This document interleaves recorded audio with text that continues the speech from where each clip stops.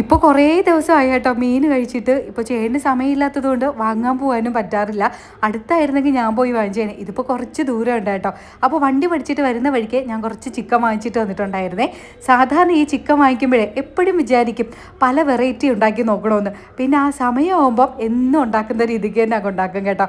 എന്തെങ്കിലും കുളമായി പോയിരുന്നാൽ പിന്നെ അങ്ങ് കഴിക്കാൻ പറ്റൂലല്ലോ എന്ന് വിചാരിച്ചിട്ടാണേ. 2-3 ദിവസം ഒപ്പിക്കാനുള്ളത് കൊണ്ടേ കുറച്ച് ഞാനങ്ങ് വറക്കാൻ വേണ്ടി മാറ്റി വെച്ചു. ബാക്കി അങ്ങ് കറിയാക്കാമെന്ന് വിചാരിച്ചേ. 2 കിലോ വാങ്ങിച്ച് കറി വെച്ചിരുന്നാലും പെട്ടെന്ന് തീരും, 3 കിലോ വാങ്ങിച്ചാലും തീരും. അങ്ങനെയാണ്. 1 കിലോ വാങ്ങിച്ചിരുന്നാലും എല്ലാവർക്കും കണക്കാവും. ഒരുപാടുണ്ടെങ്കിൽ അതിനനുസരിച്ച് കോരിയെടുക്കും, ഇല്ലാന്നുണ്ടെങ്കിൽ ഒരു കഷ്ണം മാത്രം വെച്ചും കഴിക്കുകയും ചെയ്യും കേട്ടോ. അപ്പോൾ ഇന്ന് ചിക്കൻ്റെ കൂടെ ഞാൻ വിചാരിച്ചു പുട്ടാക്കാന്നേ, അതാകുമ്പോൾ പെട്ടെന്ന് അങ്ങ് കാര്യം നടക്കുമല്ലോ.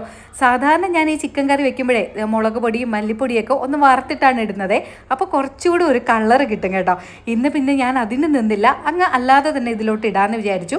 അപ്പോൾ സവാളയൊക്കെ നന്നായിട്ട് വഴണ്ട് വന്നപ്പോൾ ഇഞ്ചി വെളുത്തുള്ളി പച്ചമുളക് അരച്ചതിട്ടു. അതിൻ്റെ പച്ചമണം മാറി വന്നപ്പോൾ പിന്നെ പൊടികളും ഇട്ടു. അതിൽ ഒരു തക്കാളി, അതായത് തക്കാളി വേണമെന്നില്ല, ഇട്ടാലും കുഴപ്പമൊന്നുമില്ല കേട്ടോ. അതങ്ങനെ ഉടയേണ്ട ആവശ്യമൊന്നുമില്ല. ചിക്കനൊക്കെ നന്നായിട്ട് വെന്ത് വരുമ്പോൾ അതൊക്കെ അങ്ങ് ഉടഞ്ഞോളും. പിന്നെ ഞാൻ കുറച്ച് ഉപ്പും മഞ്ഞപ്പൊടിയും പുരട്ടിയാണ് ചിക്കൻ വെച്ചിട്ടുണ്ടായിരുന്നത്.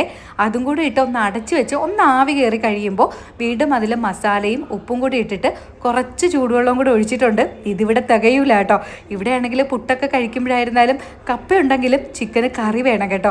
നല്ലപോലെ കറി വേണം എന്ന് പറഞ്ഞിട്ട് തീരെ വെള്ളം പോലെയല്ല കേട്ടോ. ഞാൻ പക്ഷേ കുറച്ച് കറിയായിട്ടാണ് എടുത്തത്. കാരണം ഇവിടെ പുട്ടിനൊക്കെ ഇഷ്ടംപോലെ കറി വേണം. രാത്രി ചൂട് പുട്ടും ചിക്കനും കൊള്ളാം.